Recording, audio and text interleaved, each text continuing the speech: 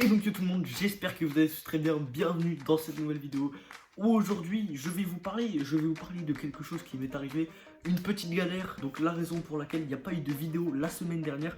Donc voilà, il m'est arrivé une galère, je sais pas pourquoi c'est arrivé comme ça, machin, ça m'est tombé dessus comme ça, donc je vais tout de suite vous expliquer ça dans cette vidéo, c'est parti.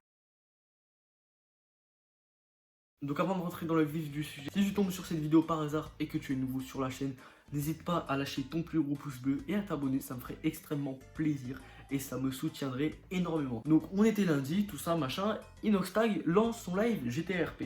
Donc moi ce que je kiffe, c'est regarder les lives GTRP d'Inox, tu vois, tranquille, j'aime bien me poser, tu vois, avec un peu de gras et tout ça, le temps passe tranquillement, tu vois, et il commence à être petit à petit 23 h, puis minuit, puis 1 heure, tu vois ce que je veux dire ou pas? Et du coup, ce qui s'est passé, c'est que bah, au fur et à mesure du temps qui passait, tu vois, bah, je voyais pas en fait. Je regardais le stream et tout. Des fois, j'essayais de me poser, tu vois, genre, je me posais, tout ça, machin, j'essayais de dormir, mais rien n'y faisait, mon grand. Du coup, j'étais là en mode, ah, vas-y, quitte à pas dormir, autant que je fasse quelque chose de rentable, tu vois. Donc, qui dit quelque chose de rentable, c'est continuer de regarder le live, forcément. Et du coup, il y avait une énorme scène qui devait se terminer très tard. Et ce qui s'est passé, c'est que Inox a cut son live à 2h30 du mat. Donc je tiens à préciser que j'avais cours à 8h, il est actuellement 2h30, tu vois. Donc voilà, ça me foutait un peu la pression, tu vois. Je me disais, putain, faut que je m'endorme et tout, machin. Non, je vais pas dormir et tout, machin, tu vois. Ce qui se passe, c'est que, en fait, moi, quand je dors pas, bah en fait, je me fous un peu la pression, tu vois. Je sais pas pourquoi. Je me fous une pression de malade pour pouvoir dormir. Et c'est vraiment le pire truc à faire. Je dis bien le pire truc parce que je pense qu'il n'y a pas de pire truc à faire pour pouvoir s'endormir. Bref, du coup, le temps passe, arrivé 3 h. Je regarde mon téléphone, je vois qu'il est 3 h, je fais putain, le réveil va piquer fort demain, tu vois. Et le stress qui monte encore plus, tu vois, parce que je devais dormir, tu vois. J'ai un besoin de dormir et je peux pas dormir 2 heures. Bref, le temps passe encore, il est 4 h du mat. Là, je regarde mon téléphone et je fais putain. 4 heures, je vais pas réussir à me lever, frère, je vais pas réussir à me lever. Non, c'est ouf, je vais pas réussir à me lever. Et en plus, là, à ce moment-là, frérot, je commence à pas me sentir bien, tu vois. Ça devait être à cause de la fatigue ou je sais pas, tu vois. Je commence à avoir un peu envie de vomir, tu vois, t'as capté. Du coup, ce que je fais, bah, je vais aux toilettes, voilà, je fais mon affaire, tu vois, je finis de vomir, je nettoie, machin, t'as capté. Et là, ce qui se passe, c'est que 10 h, ma mère m'appelle et elle me dit, ouais, ta classe a fermé. Du coup, elle fait quoi? Attends, quoi? Elle me dit, bah ouais, il y a un cas de Covid dans ta classe, ils m'ont appelé, on doit aller faire un test et tout, machin, je sais pas quoi, bref. La galère, vraiment. Moi j'étais posé dans mon lit, tu vois, moi j'allais me rendormir, j'étais vraiment parti pour m'endormir, j'étais pas bien, frérot. Bref, du coup il se passe une petite demi-heure, tu vois, tranquillement, je me prépare et tout. Ma mère vient me chercher et là on part pour l'hôpital. Bon bref, voilà, tranquille, hein, hôpital, tout ça, t'as capté les tests et tout, machin, les trucs comme ça. Bref, je fais le test, tout ça. Bon, c'était pas très agréable, hein, je vais pas vous mytho. C'est jamais agréable un test, on va pas se mytho pour ceux qui l'ont déjà fait. Pas de grosse force à vous, on est carrément ensemble. Du coup, il se passe un peu de temps, on est le lendemain, et c'est là que la galère commence à vraiment arriver. Donc le lendemain, ma mère rentre du boulot, tu vois, tranquille, et elle me dit, assieds-toi, tout ça, machin, tout ça, bref. T'as capté, moi je suis là en mode, qu'est-ce qu'il y a, tu vois, genre. Moi j'étais pas prêt, tu vois, genre j'étais pas prêt à entendre ça, tu vois. Et elle me dit ton test machin, il y a un problème et tout, je sais pas quoi, bref. Du coup, moi, je commence un peu à serrer dans ma tête, tu vois. Je me dis, vas-y, je l'ai, ça fait chier et tout.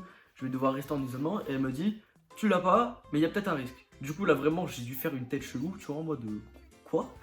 Elle me dit, bah, en gros, pour avoir le Covid, faut avoir 3 facteurs. Et sur ces 3 facteurs-là, bah, j'en avais qu'un seul. Et du coup, quand même, faut faire gaffe parce qu'elle m'a expliqué que quand t'as un seul facteur sur les 3, et bah c'est que soit tu commences à développer le truc et que tu vas l'avoir bientôt, tu vois, soit bah en fait ton corps il l'évacue tout seul, tu vois. Soit t'as un facteur, ton corps il le vide et puis voilà, tranquille, tu vois. Genre le virus il t'infecte pas. Et du coup elle me dit ça, du coup moi j'ai eu un peu le seum, tu vois. Du coup pendant 2 jours j'ai dû vivre chelou, tu vois, en isolement, en semi-isolement, tout ça, bref, t'as capté avec ma famille et tout. Bref, du coup 2 jours passent, tu vois, il est l'heure de refaire un test pour voir si je suis vraiment infecté ou pas. Donc je retourne à l'hôpital, tout ça, machin, tranquille. Bref, la routine, j'ai envie de te dire, la routine au bout d'un moment. Du coup, je refais un test encore pas très agréable. Et le soir même, je reçois les résultats.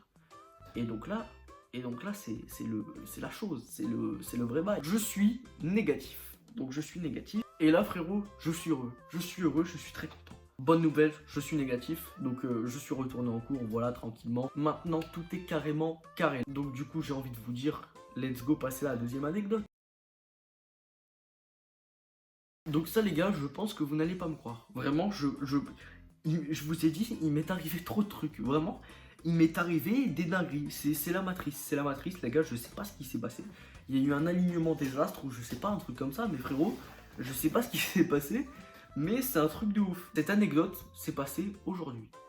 À l'heure où je tourne cette vidéo, cette anecdote, elle est toute fraîche. Ça s'est passé il y a quelques heures. Frérot, je sais pas comment, je sais pas pourquoi. Donc en gros, ce qui se passe, c'est qu'aujourd'hui, tu vois, machin, journée tranquille, voilà, chill, tranquillou. Je quitte à 15h30. Donc quand tu quittes à 15h30, t'as 1 heure de trou, tu vois, pour attendre les bus et tout, t'as capté, bref. Donc c'est ce que je fais avec mes potes, tu vois. On part un peu chill en ville et tout, machin, t'as capté, bref. Et du coup, ce qu'on fait, c'est que mon pote, il avait repéré une espèce de pâture bizarre, tu vois, en plein milieu des maisons et tout, avec des chevaux dedans, tu vois. Du coup, nous, ce qu'on fait, c'est qu'on se dit, vas-y, tranquille, on va voir les chevaux et tout, machin. Et mes potes, ils me disent, ouais, vas-y, viens, on grimpe dessus, tu vois. Du coup, moi, je me dis, frérot, ça va être un peu chaud, tu vois, genre, il n'y a pas de sel, tout ça, machin. Ils me disent, vas-y, c'est bon, tranquille et tout. Du coup, on y va, machin, tout ça, bref, t'as capté. Tranquillo, tranquillo, tu vois, genre, nous, on n'était pas du tout là pour faire de la merde et tout. Du coup, là, on arrive sur les lieux et tout, on est juste devant un vieux portail tout pété et tout, machin. Du coup, t'as mon pote, il passe au-dessus du portail. Et il est clairement dans la pâture. Hein. Et lui, ce qu'il veut faire, c'est monter sur les chevaux en fait. C'est pouvoir en chevauchien et tout, mec. T'as capté, genre. Le plan de merde, vraiment le plan de merde. Comment on s'est dit ça ne peut pas mal tourner, tu vois. Genre, comment on s'est dit ça? Bref, du coup, il est dans la pâture, tout ça, machin. On commence à se marrer et tout, machin. Donc, je remets dans le contexte un petit peu, tu vois. Genre, cette espèce de pâture là, elle se trouve dans un cul-de-sac. Du coup, en gros, on a la rue juste ici, on a l'espèce de pâture juste là. Et en gros, ici, il n'y a pas d'issue en fait. Du coup, nous, ce qu'on a fait, c'est qu'on était là et tout. Et en fait, souvent, les voitures s'arrêtent en bas de la rue pour pouvoir faire des créneaux, tu vois. Du coup, t'as une voiture qui commence à faire un créneau. Elle s'arrête 2 secondes, tu vois. Et elle commence à monter vers nous. Je déconne pas. Vraiment, je ne déconne pas. Elle commence à monter vers nous en marche arrière.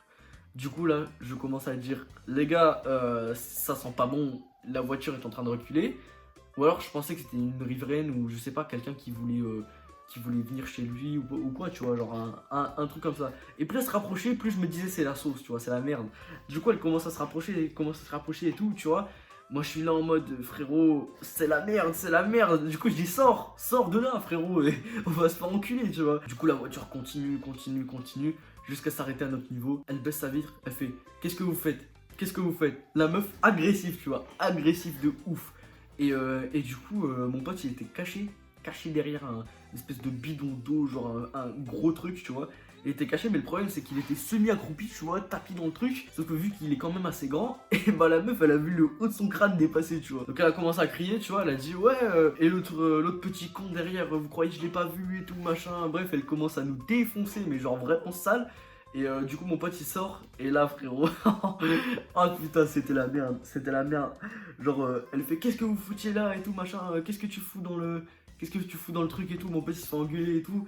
Et du coup, elle dit, t'as vu une autre personne dans la voiture, donc ça devait être sa fille ou quoi, d'une vingtaine d'années, je dirais. Et du coup, elle dit à la personne, appelle les flics, machin, tout ça. Et là, ça nous met un petit coup de pression. Donc là, elle nous parle et tout, machin, elle nous dit, qu'est-ce que vous foutiez là et tout, machin. Et moi, progressivement, tu vois, je commence à me barrer en scred, tu vois. Je commence à me barrer en scred parce que vu qu'elle avait dit qu'elle allait appeler les flics, moi, vous savez que je fais du parcours, tout ça, machin. Et j'ai déjà plusieurs fois été confronté à ce genre de situation où la personne, elle veut rien savoir en face et elle te demande nom, prénom, adresse, machin, tout ça. Donc vraiment, c'est très chiant comme situation. Et dans le cas où elle appelle les flics, c'est encore plus chiant, tu vois.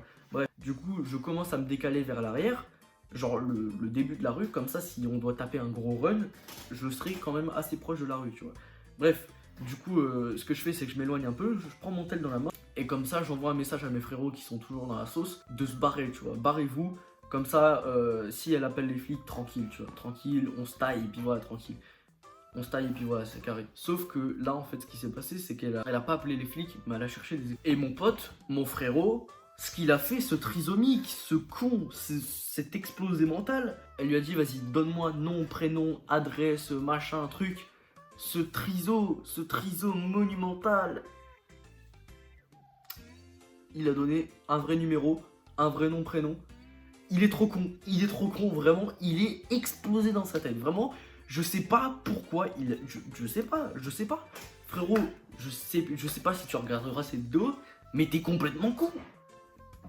Pourquoi t'as fait ça? Oui, il donne toutes ses vraies infos, voilà. Et la dame en face dit ouais, donne-moi le numéro de téléphone de ta mère et tout, je sais pas quoi, bref. Du coup, lui, il lui donne comme un triso, tu vois. Et du coup, là, elle appelle sa daronne. Du coup, ça répond pas, tout ça, machin. Et du coup, nous ça va, tu vois, on n'était pas à l'intérieur, on était juste devant. Du coup, nous, ça va, on risquait pas grand chose, tu vois. Mais lui, il était quand même dans une propriété privée, tu vois. Et en plus, je pense que c'est le plus gros manque de bol que j'ai jamais vu parce que la proprio des chevaux, tout ça, machin, et bah, elle était juste à côté en fait. Du coup, c'était un peu bad timing, tu vois. Bref, du coup, la dame part, nous aussi. On récapitule un peu la situation, on engueule mon pote parce qu'on lui dit frérot, pourquoi t'as dit des vrais trucs? Mais t'es con, mais t'es con. Mais t'es con, frérot, t'es con. Du coup, il a rappelé sa mère en lui disant voilà, s'il y a un numéro qui t'appelle, surtout ne réponds pas. Voilà, pose pas trop de questions, c'est un vieux numéro, tout ça, machin, bref. Il a noyé un peu le poisson, on va dire. Donc voilà, plus de peur que de mal, tout est bien, qui finit bien, j'ai envie de vous dire. Donc c'est une fin de tournage les gars, j'espère que cette vidéo vous aura plu.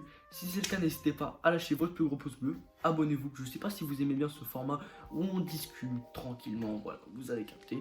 Donc on se dit à très bientôt dans une prochaine vidéo. Ciao.